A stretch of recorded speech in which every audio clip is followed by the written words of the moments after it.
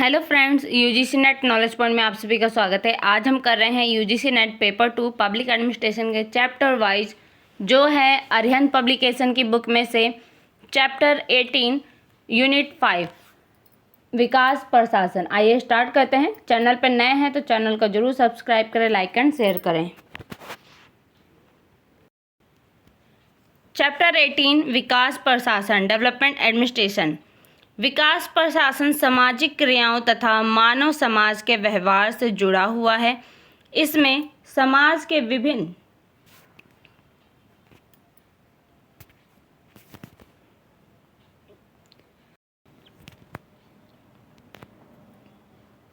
पक्षों में परिवर्तन लाने, निर्धारित लक्ष्यों को प्राप्त करने तथा परिस्थितियों के अनुसार स्वयं को तत्काल ढाल लेने की क्षमताएं निहित होती हैं। विकास प्रशासन शब्द का प्रथम प्रयोग वर्ष 1955 में श्री U.S. गोस्वामी ने किया था। इसके पश्चात विकास प्रशासन की अवधारणा का प्रतिपादन एडवर्ड वीडनर द्वारा किया गया था। उन्होंने विकास प्रशासन को लक्ष्यमुखी तथा परिवर्तनोन्मुखी बनाया। इसके बाद F.W. रिक्स, अल्बर्ट वॉटसन तथा जोसेफ लॉ पोलोम्बरा ने विकास प्रशासन को अध्ययनोन्मुखी बनाने में महत्वपूर्ण भूमिका निभाई। अतः विकास प्रशासन का अर्थ को समझने से पहले विकास का अर्थ समझना, स्पष्ट करना आवश्यक है। विकास तथा इसके आयाम, development and it is scope.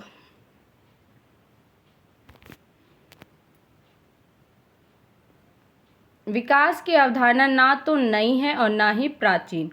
विकास एक निरंतर, परिवर्तनशील और गतिशील प्रक्रिया है। अतः विकास एक व्यापक संकल्पना है जिसके अर्थ पर सर्वसहमति नहीं है और समय तथा परिस्थिति के अनुसार इसका अर्थ भी परिवर्तित होता रहता है। परंपरागत रूप से विकास का अर्थ आर्थिक विकास से लगाया जाता है, लेकिन वर्ष 1990 के बाद एक नई अवधारणा मानव विकास के रूप में उभरी, जिसे संयुक्त राष्ट्र संगठन यूनाइटेड नेशन ऑर्गेनाइजेशन UNO द्वारा मानव विकास सूचांक ह्यूमन डेवलपमेंट इंडेक्स HDI के रूप में मापा जाता है। आगे चलकर विकास के साथ पर्यावरणीय विकास को जोड़ दिया गया, जिसे सतत विकास की संज्ञा दी जाती है। अतः विकास एक सतत प्रक्रिया है जो समाज के गतिशील परिवर्तन और एक व्यवस्था से दूसरे व्यवस्था की ओर प्रगति करने का दूसरा नाम है। विकास को कभी मात्रात्मक रूप में तो कभी गुणात्मक रूप में व्याख्यात किया जाता है। मात्रात्मक रूप में विकास आर्थिक विकास से जोड़ा जाता है, जो एक संकीर्ण पहलू है, क्योंकि विकास का अर्थ केवल आर्थिक विकास ही नहीं अपितु कई अन्य पहलुओं भी इसमें शामिल होते हैं। वहीं गुणात्मक विकास से तात्पर्य सामाजिक, आर्थिक, राजनैतिक विकास व मानवीय जीवन की गुणवत्ता में वृद्धि से लिया जाता है। अतः इस प्रकार विकास को भौतिक मापदंडों में मापा नहीं जा सकता। इसलिए विकास एक गतिशील व सतत प्रक्रिया है जो आर्थिक विकास, सामाजिक परिवर्तन व आधुनिकीकरण को समेटे हुए है। विकास की परिभाषा है। वीडनर के अनुसार विकास एक मनस्थिति, प्रवृत्ति एवं दिशा है जो किसी निश्चित उद्देश्य की अपेक्षा विशेष दिशा में परिवर्तन की गति से संबंध रखती है। रिक्स के अनुसार विकास एक व्याख्या की उस क्षमता में वृद्धि है जिसके अनुसार वह अपने भौतिक, मानवीय तथा सांस्कृतिक परिवर्तन को अपनी इच्छानुसार आकार देता है। J.E. काइडन के अनुसार विकास शब्द का कोई विशिष्ट अर्थ नहीं है। अर्थशास्त्री इसे आधुनिक उत्पादकता के रूप में परिभाषित करते हैं। समाजशास्त्री इसका प्रयोग सामाजिक परिवर्तन से प्रशासनिक कुशलता एवं क्षमता के रूप में मानते हैं।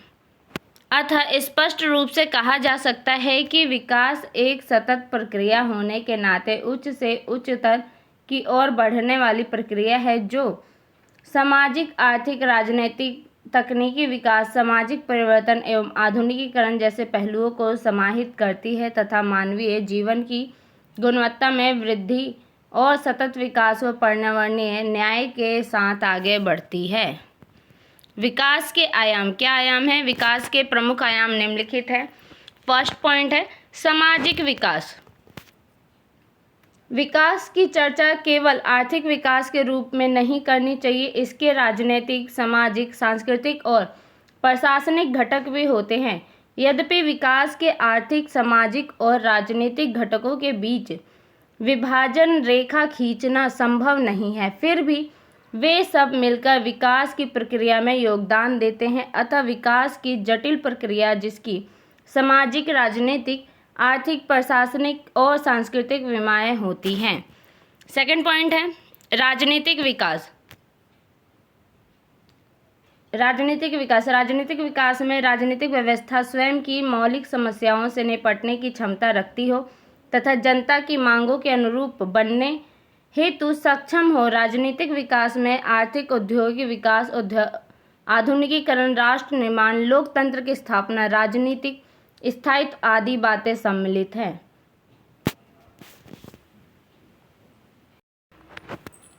आर्थिक विकास, विकासशील देशों का आर्थिक विकास सबसे महत्वपूर्ण समस्या है। आर्थिक विकास एक लंबी परिवर्तन की प्रक्रिया है जिसका कोई संतोषजनक एवं सर्वमान्य सूचक नहीं निश्चित करना संभव नहीं है। प्रोफेसर लिप्से के अनुसार आर्थिक विकास के कुछ संभावित माप हैं: प्रति व्यक्ति आय, प्रति व्यक्ति पूंजी, प्रति व्यक्ति बचत, सामाजिक पूंजी, रहन सहन स्तर, राष्ट्रीय आय आदि। आर्थिक विकास का प्रमुख उद्देश्य देश का आर्थिक दृष्टि से विकास करना है। सामाजिक विकास, यह एक विस्तृत अवधारणा है जो आर्थिक विकास के अधिक समीप है। सामाजिक विकास से तात्पर्य समाज में रहने वाले लोगों के सामाजिक जीवन में परिवर्तन लाते हुए उन्नति करने से है। इसमें वस्त्र, भोजन, आवास, चिकित्सा सुविधा, शिक्षा, सामाजिक सुविधा आदि बातें सम्मिलित होती है। सांस्कृतिक विकास, संस्कृति का अर्थ किसी समुदाय की जीवन शैली है जो नागरिकों अनेक आदर्शात्मक मूल्य प्रदान करता है। इन मूल्यों से प्रशासन भी अछूता नहीं है। ग्लैडन के अनुसार यदि प्रशासनिक संस्कृति रूपांतरण के कारण हुई प्रगति से सामंजस्य स्थापित नहीं करती तो सामाजिक असंतोष और हिंसा से सामाजिक ढांचा अत्यंत ध्वस्त हो जाएगा। सामाजिक संस्कृति की अनुकूल क्षमता ही प्रशासन में लोक सामंजस्य और व्यवस्था बनाए रखने में प्रमुख भूमिका निभाती है। प्रशासनिक विकास, विकास प्रशासन का एक महत्वपूर्ण तत्व है। यह परिवर्तन और गतिशील अवधारणा है जो समाज में आर्थिक, सामाजिक एवं राजनीतिक परिवर्तन के लिए प्रयत्नशील है। इसका संबंध विकासशील देशों के प्रशासन से है। इसमें प्रशासनिक संरचनाओं, संगठनों, नीतियों, प्रक्रियाओं आदि में परिवर्तन करके प्रशासन को समयानुकूल बनाने का प्रयास किया जाता है। विकास का उद्देश्य, चूँकि विकास बहुमुखी है और उसका उद्देश्य समाज का लोक कल्याण करना है तथा नागरिकों को अच्छा जीवन प्रदान करना है। समस्त विकासशील राष्ट्रों का उद्देश्य लगभग एक जैसा होता है जिसमें निम्नलिखित गतिविधियां सम्मिलित है। फर्स्ट है राष्ट्र का उत्कृष्ट विकास, सेकंड है राष्ट्र की आय में वृद्धि, थर्ड है देश की जनता का जीवन स्तर विकसित करना, फोर्थ है देश को आत्मनिर्भरता प्रदान करना, फिफ्थ पॉइंट है नागरिकों को रोजगार उपलब्ध कराना, सिक्स पॉइंट है कानून व्यवस्था में सुधार करना तथा न्याय प्रदान करना, सेवन पॉइंट है आर्थिक सामाजिक क्षेत्र में प्रगति करना, एट पॉइंट है विकास कार्यों में जनता की सहभागिता प्राप्त करना, नाइन पॉइंट है नीतियों एवं योजनाओं को लागू करना, 10 पॉइंट है प्रशासन को समय की चुनौतियों तथा कठिनाइयों का सामना करने के योग्य बनाना, साथ में नवीन प्रशासनिक प्रबंधकीय तकनीकों को स्वीकार करना, 11 पॉइंट है विकास कार्यों के लिए अंतर्राष्ट्रीय सहायता प्रदान करना। और 12 पॉइंट है लोक सेवकों को आधुनिक प्रशिक्षण प्रदान करना आदि।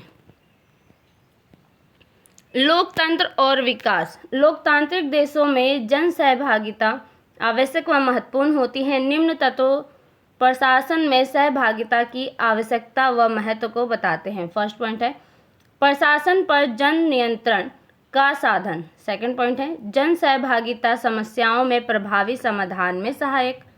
थर्ड पॉइंट है कार्यक्रमों व नीतियों को प्रभावी बनाने के लिए। फोर्थ पॉइंट है सहभागिता लोकतंत्र की प्राप्ति का माध्यम। फिफ्थ पॉइंट है प्रशासन में पारदर्शिता। और सिक्स पॉइंट है नागरिकों को विकास कार्यक्रमों में सहयोग के अवसर प्रदान करना। विकास, प्रशासन और आधुनिकीकरण। भारत एक विकासशील देश है और स्वतंत्रता प्राप्ति के बाद सरकार ने देश की प्रशासनिक व्यवस्था में महत्वपूर्ण परिवर्तन के लिए समय समय पर उचित कदम उठाए हैं। इसके साथ ही तीसरी दुनिया के देशों ने विकास की अवधारणा को अपनाया। उनका जोर आर्थिक उन्नति और समाज के आधुनिकीकरण के माध्यम से पश्चिमी विकसित देशों के स्तर तक पहुंचने पर था। इन विकासशील देशों ने औद्योगिकीकरण, कृषि एवं शिक्षा के आधुनिकीकरण एवं विस्तार के माध्यम से तेज आर्थिक उन्नति का लक्ष्य निर्धारित किया। यह माना गया है कि तीव्र गति से सामाजिक आर्थिक बदलाव लाने के लिए केवल राज्य एक सरकार ही महत्वपूर्ण एवं सक्षम माध्यम है। फलतः इन देशों में विकास का समूचा दायित्व नौकरशाही के कंधों पर डाल दिया गया है। नौकरशाही ने इन देशों में विकास की अनेक महत्वाकांक्षी योजनाओं का सूत्रपात किया। सतत यानी कि स्थायी विकास लक्ष्य, सस्टेनेबल डेवलपमेंट गोल। ब्रेंटलैंड आयोग की रिपोर्ट अवर कॉमन फ्यूचर के अनुसार सतत विकास भावी पीढ़ियों को उनकी आवश्यकताओं को पूरा करने की क्षमता से समझौता किए बिना वर्तमान की आवश्यकताओं को पूरा करना है। संयुक्त राष्ट्र के आरंभिक दशकों में पर्यावरणीय सरोकार कहीं कहीं ही अंतर्राष्ट्रीय एजेंडा सूची पर आते हैं। इस संगठन के तत्व संबंधी कार्य ने प्रकृति संसाधनों की खोज एवं उनके उपयोग पर बल दिया। साथ ही यह भी सुनिश्चित करना चाहा कि विशेष रूप से विकासशील देश अपने स्वयं के प्रकृति संसाधनों पर नियंत्रण बनाए रखने में समर्थ हो। वर्ष 1960 के दशक में समुद्री प्रदूषण विशेषकर तेल के बिखराव से संबंधित कुछ समझौते हुए थे, लेकिन विश्व स्तर पर पर्यावरण के लक्ष्य के बढ़ते परिमाण के कारण वर्ष 1970 के दशक में अंतर्राष्ट्रीय समुदाय ने पृथ्वी की पारिस्थितिकीय एवं मनुष्य समाज पर विकास के प्रभाव पर उत्तरोत्तर चिंता व्यक्त की। संयुक्त राष्ट्र पर्यावरणीय सरोकारों का एक प्रमुख पक्षधर है और मजबूत विकास का मुख्य प्रतिपादक रहा है। आर्थिक विकास एवं पर्यावरणीय लक्ष्य के बीच संबंध को सर्वप्रथम वर्ष 1972 में स्टॉकहोम में आयोजित मानव पर्यावरण पर संयुक्त राष्ट्र सम्मेलन के एजेंडे में रखा गया था। सम्मेलन के बाद सरकारों ने संयुक्त राष्ट्र पर्यावरण कार्यक्रम United Nation Environment Programme UNEP स्थापित किया, जो एक प्रमुख वैश्विक पर्यावरणीय एजेंसी बना हुआ है। वर्ष 1973 में संयुक्त राष्ट्र ने पश्चिमी अफ्रीका में मरुस्थलीकरण के विस्तार को घटाने के प्रयासों को बढ़ाने के लिए संयुक्त राष्ट्र Sudano Sahelian office united nation Sudano Sahelian office UNSO की स्थापना की।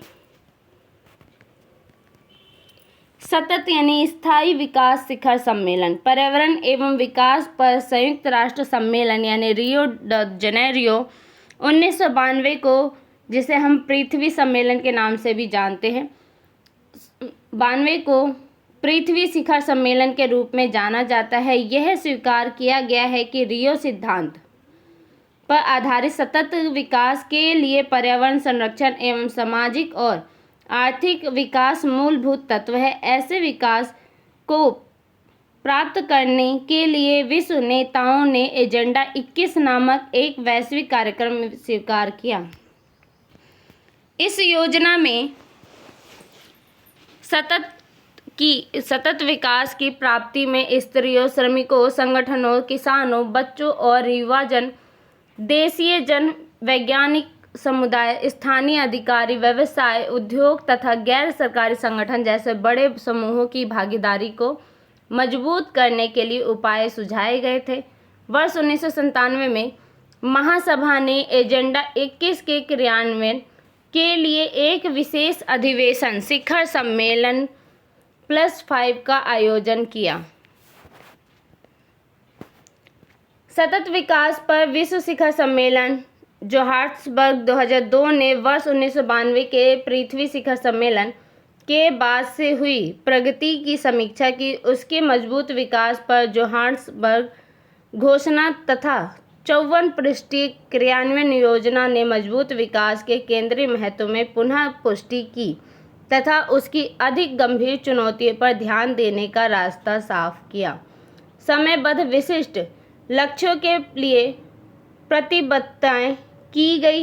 इसमें सफाई, रसायनों के उपयोग एवं उत्पादन, मत्स्य प्रजातियों को बनाए रखने तथा उनकी पुनः स्थापना तथा जैव विविधताएं क्षति की दर को घटाने के लक्ष्य भी शामिल किए गए। अफ्रीका तथा लघु द्वीप विकास समान देशों की विशिष्ट जागरूकताओं पर विशेष रूप से ध्यान दिया गया। सतत यानी स्थायी विकास लक्ष्य कितने लक्ष्य हैं? तो 17 गोल हैं। कितने गोल हैं इसके? 17 गोल है जो लाइन टू लाइन पूछे जाते हैं।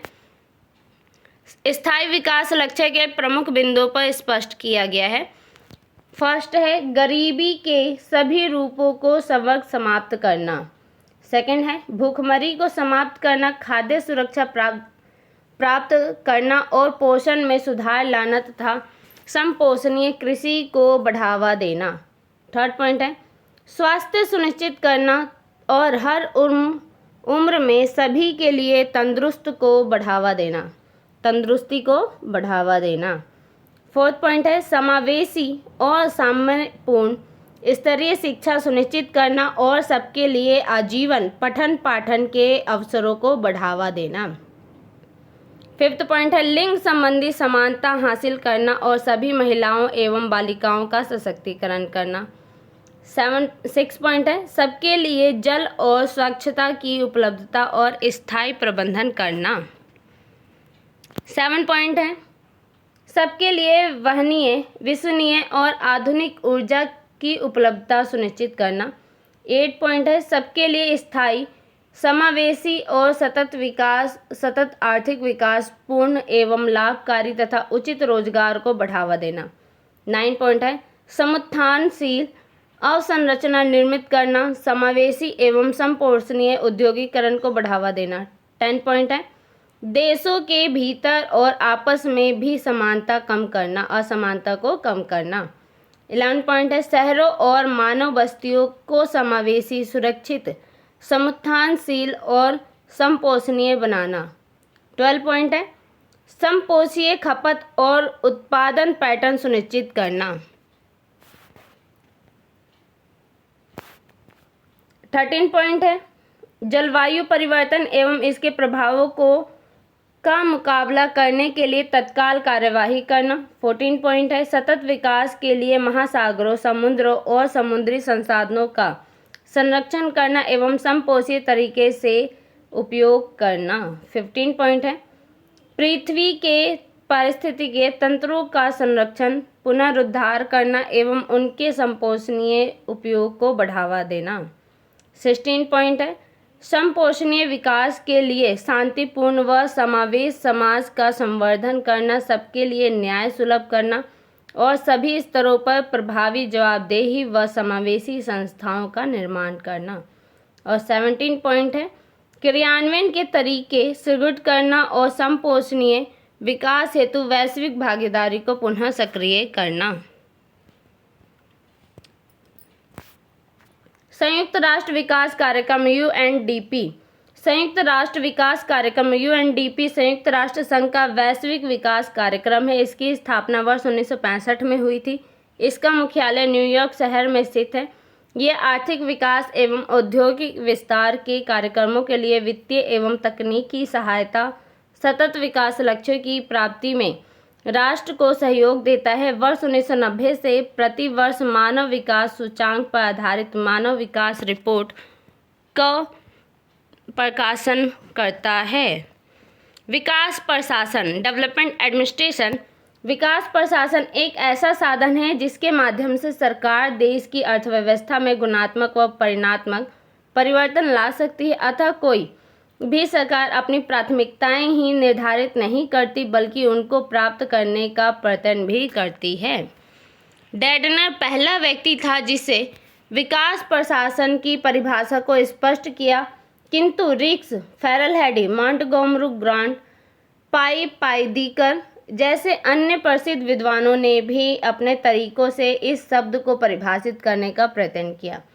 सभी प्रसिद्ध विद्वान इस बात पर सहमत हैं कि विकसित प्रशासन देश की अर्थव्यवस्था का नियोजित रूप से रूपांतरण करने की दिशा में एक प्रयास है जिसमें केवल प्रशासन का क्षेत्र ही सम्मिलित नहीं है अपितु कार्यनीति का निर्धारण तथा समूचा समाज इससे जुड़ा हुआ है। यह आर्थिक, राजनीतिक, सामाजिक अथवा सांस्कृतिक जैसे सभी विकास लक्ष्यों में आने वाले परिवर्तनों का समाकलन करने की ओर प्रयास भी है।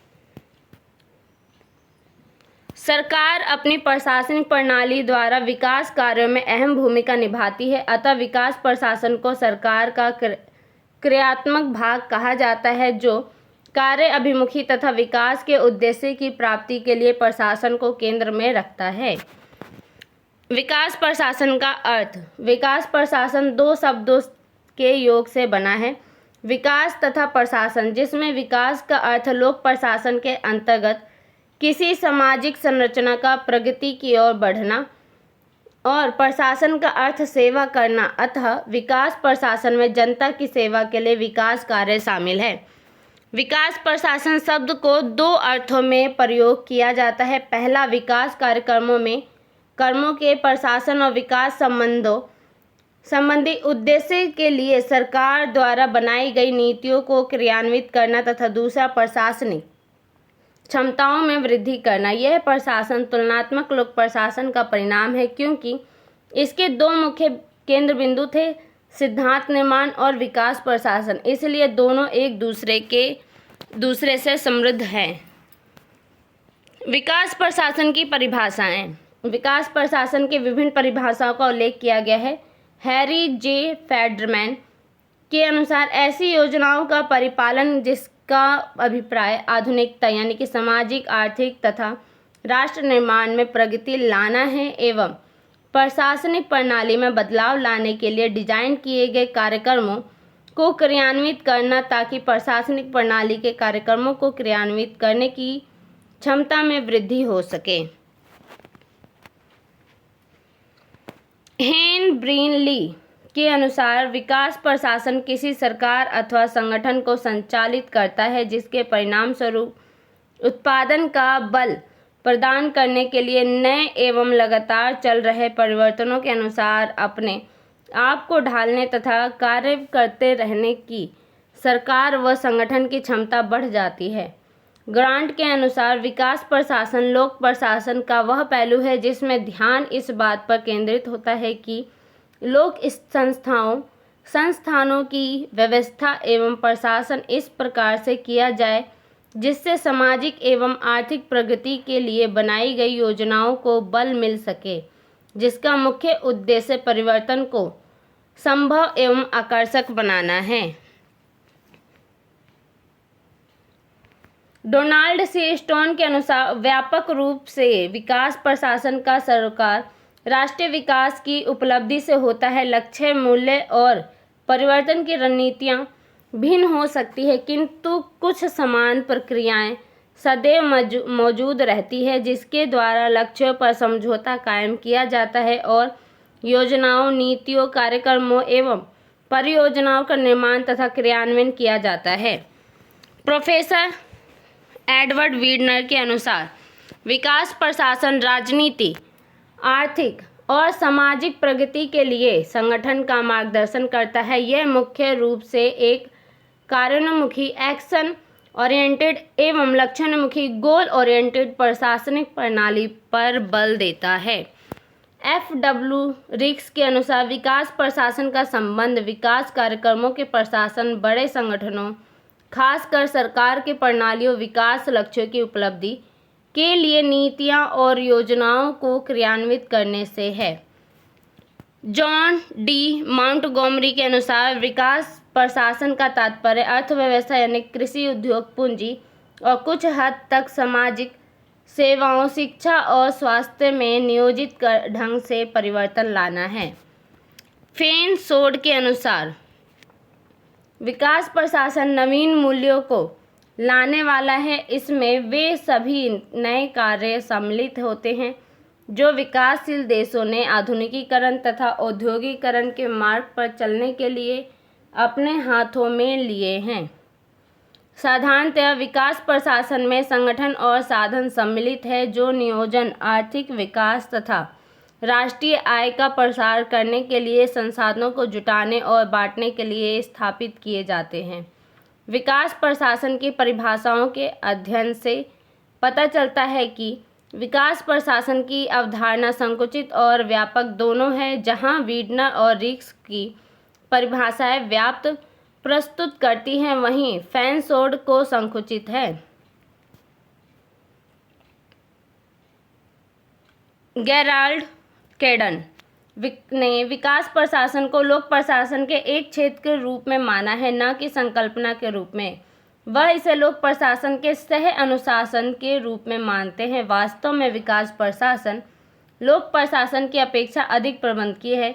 विकास प्रशासन लोक प्रशासन की वह शाखा है जो जन कार्यों व गतिविधियों के प्रबंधन के संबंध को ध्यान में रखते हुए प्रशासनिक संरचना, प्रक्रिया व व्यवहार का अध्ययन करता है ताकि सामाजिक, आर्थिक, राजनीतिक लक्ष्यों को प्राप्त किया जा सके। विकास प्रशासन की अवधारणा। विकास प्रशासन को लोक प्रशासन की नई अवधारणा कहा जाता है जिसका जन्म एवं विकास, प्रजातांत्रिक रणनीति, आर्थिक विकास का दबाव, वयस्क मताधिकार, सार्वभौमिक शिक्षा, कल्याणकारी कार्यक्रम और ग्रामीण विकास से संबंधित अनेक प्रभावी योजनाओं जैसे अनेक तत्वों से संयुक्त प्रभाव का परिणाम कहा जा सकता है। द्वितीय विश्व युद्ध के क्रांतिकारी परिवर्तनों ने विकास के नियामकीय प्रशासन को अनुपयोगी बना दिया। समाज का आधुनिकीकरण, वैज्ञानिक एवं तकनीकी प्रगति, प्रशासन की जटिल प्रकृति एवं राजनीतिक संगठन, शहरी एवं ग्रामीण जन स्वास्थ्य संस्थाओं की स्थापना, समस्याओं के समाधान के प्रति जागरूकता आदि नए विकास के लिए उल्लेखनीय सोपान हैं।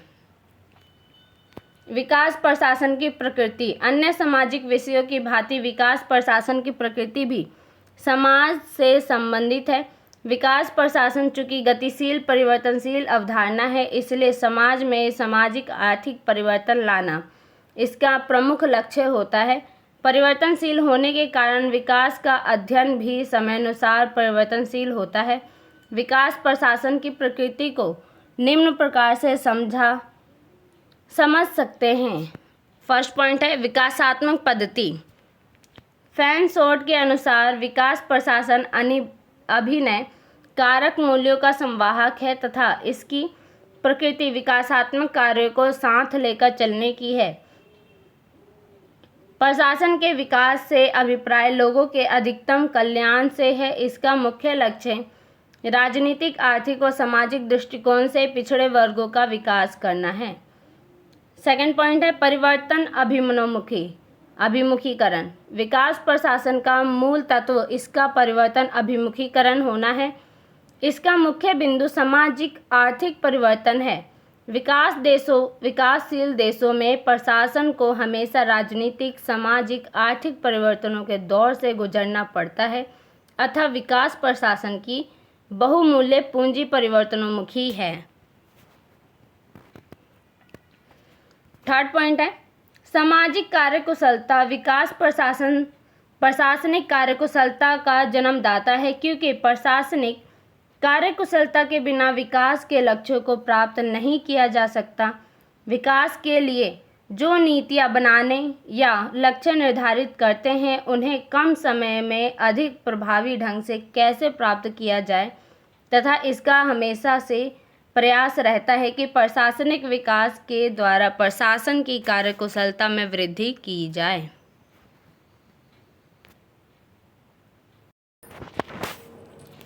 फोर्थ पॉइंट है लक्ष्य अभिमुखीकरण। विकासशील देशों में सामाजिक, आर्थिक, राजनीतिक कई प्रकार की समस्याएं विद्यमान होती हैं।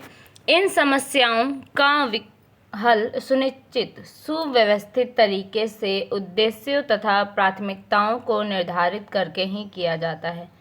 अतः विकास प्रशासन एक साधन है जिसके माध्यम से सामाजिक न्याय, आधुनिकीकरण तथा आर्थिक प्रगति के लक्ष्य प्राप्त किए जा सकते हैं। फिफ्थ पॉइंट है आधुनिकीकरण। विकासशील देशों के लिए अपने आप को समयानुसार परिवर्तित करना आवश्यक हो जाता है तथा विकास प्रशासन सामाजिक, राजनीतिक, आर्थिक तथा औद्योगिक क्षेत्रों के आधुनिकीकरण के लिए हमेशा प्रयत्नशील रहता है। प्रजातांत्रिक मूल्यों से समृद्धता।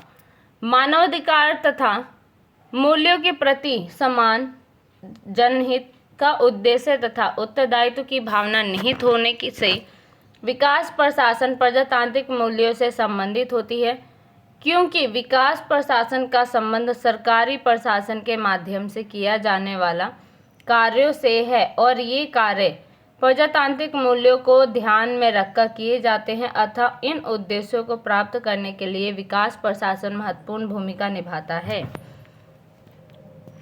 जन आकांक्षाओं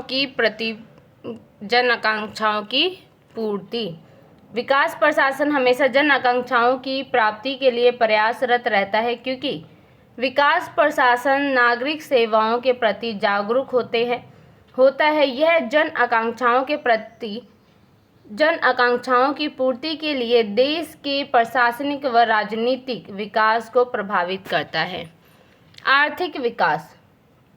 विकासशील देशों की विभिन्न आर्थिक योजनाएं तथा विकास से संबंधित कार्यक्रम विकास प्रशासन के सहयोग से पूर्ण होते हैं तथा विकास प्रशासन ऐसे प्रशासनिक संगठन का निर्माण करता है जो देश की आर्थिक प्रगति को तथा आर्थिक विकास का मार्ग प्रशस्त कर संभव बनाता है।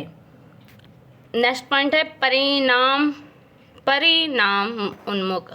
मोहित भट्टाचार्य के अनुसार परिणाम उन्मुख होना विकास प्रशासन की महत्वपूर्ण विशेषता है, क्योंकि विकास के कार्यक्रम को तय की गई समय सीमा के अंदर क्रियान्वित करना होता है और विकास प्रशासन से यह आशा की जाती है कि वह सीमा के अंदर ऐसे प्रयास कर जिससे अच्छे परिणाम निकलकर सामने आए। अतः इसमें यह भी ध्यान दिया जाता है कि किए गए कार्य के परिणाम निकलकर सामने आए।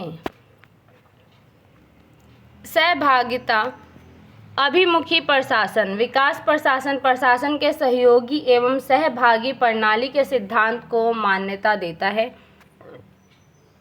इस प्रणाली में जनता को केवल वस्तुओं एवं सेवाओं का निष्क्रिय प्राप्तकर्ता ही माना जाता है।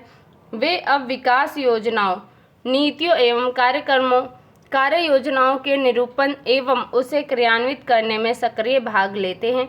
इसलिए कार्य योजनाओं का प्रभावशाली निरूपण तथा स्थानीय जनता के सहयोग एवं सहायता से इन योजनाओं को क्रियान्वित करना अब प्रशासन का एक मान्य सिद्धांत बन गया है।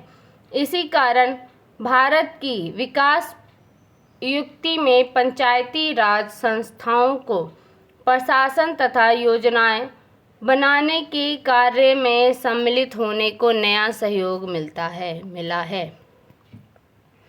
विकास प्रशासन का क्षेत्र। विकास प्रशासन के क्षेत्र में वे सभी कार्य शामिल होते हैं जो सामाजिक, राजनीतिक, आर्थिक, औद्योगिक तथा आर्थिक विकास प्रशासन के क्षेत्र में वे सभी कार्य शामिल होते हैं जो सामाजिक, राजनीतिक, औद्योगिक, आर्थिक तथा प्रशासनिक विकास से संबंधित होते हैं एवं सरकार द्वारा क्रियान्वित होते हैं। जिस प्रकार विकास के क्षेत्र को किसी सीमा में नहीं समायोजित किया जा सकता, उसी प्रकार विकास प्रशासन को निर्धारित सीमा में संकुचित नहीं किया जा सकता, अर्थात विकास प्रशासन का क्षेत्र व्यापक है।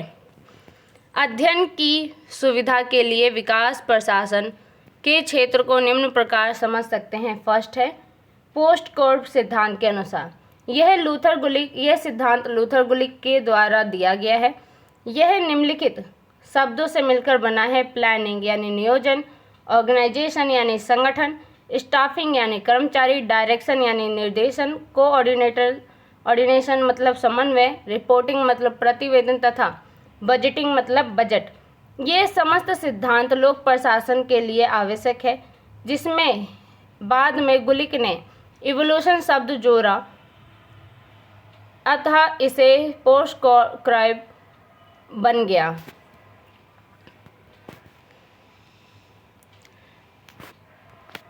सेकंड पॉइंट है प्रशासनिक सुधार एवं प्रबंध के विकास। इन दोनों का विकास प्रशासन में अत्यंत महत्व होता है, इसलिए प्रशासनिक सुधार एवं प्रबंध के विकास पर अधिक ध्यान दिया जाता है। प्रशासनिक सुधार का मुख्य उद्देश्य है जटिल कार्यों और प्रक्रियाओं को सरल बनाना तथा उन नियमों का निर्माण करना जिसमें कम से कम श्रम एवं धन व्यय करके अधिकतम उत्पादन परिणाम प्राप्त किया जा सके।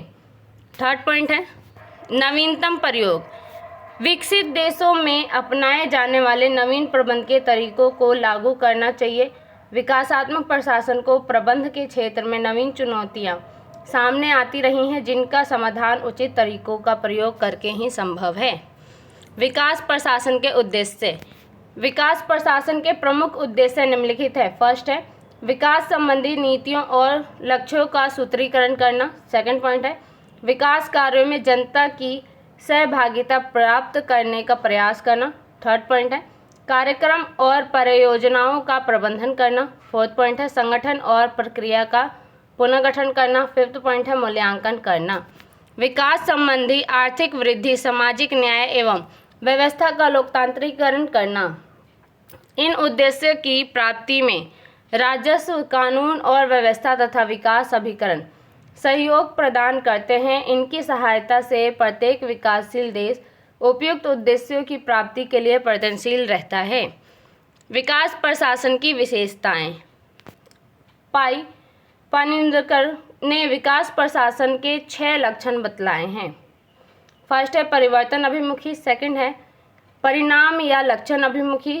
थर्ड है नागरिक भागीदारी अभिमुखी। फोर्थ है ग्राहक अभिमुख। फिफ्थ है कार्य के प्रति प्रतिबद्धता अभिमुख। सिक्स्थ है ग्राहक अभिमुख और सेवंथ है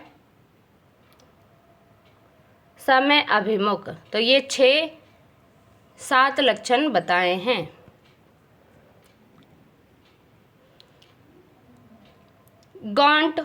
जॉर्ज गॉन्ट के अनुसार विकास प्रशासन की विशेषताएं, गुण, लक्षण, इसके उद्देश्य, सामाजिक आर्थिक विकास व राष्ट्र निर्माण, इसकी निष्ठाओं यानी लॉयल्टी, जनता के लिए जवाबदेही आदि और इसके एटीट्यूड सकारात्मक, प्रयत्नशील व रचनात्मक दृष्टिकोण से पता चलता है। विकास प्रशासन का महत्व। विकास प्रशासन के महत्व को हम निम्न बिंदुओं के अंतर्गत समझ सकते हैं। फर्स्ट है अनुसंधान एवं अध्ययन के विषय के रूप में। सेकंड है क्षेत्रीय संतुलित विकास। थर्ड है प्रशासनिक क्षमता के निर्माण में। फोर्थ है प्रभावी नीति के क्रियान्वयन में। फिफ्थ है विकास कार्य में जन सहभागिता के रूप में। सिक्स्थ है समय पर योजना क्रियान्वयन के रूप में। सेवंथ है सुधारात्मक सुझाव देने के रूप में। 8 पॉइंट है नवाचार को बढ़ावा देने के रूप में। विकास प्रशासन में कंप्यूटर प्रणाली का प्रयोग। प्रशासकीय प्रबंधन तथा प्रशासकीय विकास के लिए कंप्यूटर प्रणाली वरदान साबित हो रही है। डाटा प्रोसेसिंग के मामले में तो इसकी उपयोगिता अत्यंत लाभकारी साबित हो रही है। विकास प्रशासन में कंप्यूटर प्रणाली के प्रयोग ने निम्नलिखित रूपों में लाभ प्रदान किए हैं। किन रूपों में? फर्स्ट पॉइंट है लोक सेवकों की समस्याओं का अध्ययन। विकास प्रशासन को नवीन योजनाओं, परियोजनाओं, विशेषीकरण तथा जटिल प्रशासनिक कार्यक्रमों को लागू करना पड़ता है। ऐसे कार्यों का संपन्न करने के लिए विकास प्रशासन को अनुकूल लोक सेवकों की आवश्यकता पड़ती है। इसके लिए लोक सेवकों को प्रशिक्षण हेतु विभिन्न प्रकार के विशेषीकृत प्रशिक्षण संस्थाओं में भेजा जाता है, जहां उन्हें प्रशासनिक समस्याओं और संगठनात्मक प्रबंधन आदि के संबंध में जानकारी दी जाती है। सेकंड है बहुआयाम विषय। विकास प्रशासन में विकास को सर्वोच्चता प्रदान की जाती है और इसमें समस्त क्षेत्रों में प्रगति एवं विकास किया जाता है, क्योंकि विकास प्रशासन के क्षेत्र में आर्थिक, सामाजिक तथा राजनीतिक ढांचे का विकास करना महत्वपूर्ण कार्य है तथा विकास प्रशासन का सर्वाधिक महत्वपूर्ण कार्य ग्रामीण एवं शहरी विकास के कार्यक्रमों को लागू करना है। थर्ड पॉइंट है जन सहभागिता। विकास प्रशासन में जन संपर्क तथा जन सहभागिता का विशेष महत्व है। विकास कार्यक्रम जनता के हित के लिए होते हैं, इसलिए जन सहयोग प्राप्त करना आवश्यक होता है। इसके अभाव में विकास कार्यों में सफलता प्राप्त करना संभव नहीं है। अगर जनता ही सहयोग नहीं करेगी तो विकास कैसे होगा। फोर्थ पॉइंट है विकास कार्यों के लिए अंतर्राष्ट्रीय सहायता तथा समन्वय। विकास के कार्यक्रमों के लिए कोई भी देश अपनी आवश्यकताओं की पूर्ति अकेले ही नहीं कर सकता, अतः सभी देश अपने विकास कार्यक्रमों के लिए एक दूसरे की सहायता यानी कि आर्थिक, तकनीकी, सांस्कृतिक, सामाजिक तथा समन्वय आदान प्रदान करते हैं, जिसमें कई अंतर्राष्ट्रीय संस्थान सहायता प्रदान करते हैं। सहायता और अनुदान देने के लिए इन अंतर्राष्ट्रीय शर्तों तथा अपने राष्ट्रीय हितों की पूर्ति के बीच समन्वय करने में विकास प्रशासन महत्वपूर्ण भूमिका निभाता है। फिफ्थ पॉइंट है आर्थिक, सामाजिक व राजनीतिक ढांचे का विकास। विकास प्रशासन के लिए आर्थिक, सामाजिक व राजनीतिक ढांचे का विकास करना विकास प्रशासन का चुनौतीपूर्ण कार्य है, अतः ये विकास प्रशासन की रीढ़ होती है। भारत में आर्थिक विकास के लिए पंचवर्षीय योजना का प्रारूप तैयार किया गया है। 6 पॉइंट है क्षेत्रीय विकास परिषद। प्रत्येक देश में कई क्षेत्र ऐसे होते हैं जो विकास से अछूते रह जाते हैं, अतः उन क्षेत्रों का सही रूप में विकास नहीं हो पाता है और ऐसे क्षेत्रों की जनता उन क्षेत्रों के विकास के लिए अलग से परिषदें गठित करने की मांग करती है तथा सरकार उन विशेष क्षेत्रों के लिए विकास परिषदों का गठन करती है। तो आज के लिए वीडियो इतना ही। वीडियो अच्छी लगी तो लाइक कीजिए, शेयर कीजिए, सब्सक्राइब कीजिए। धन्यवाद।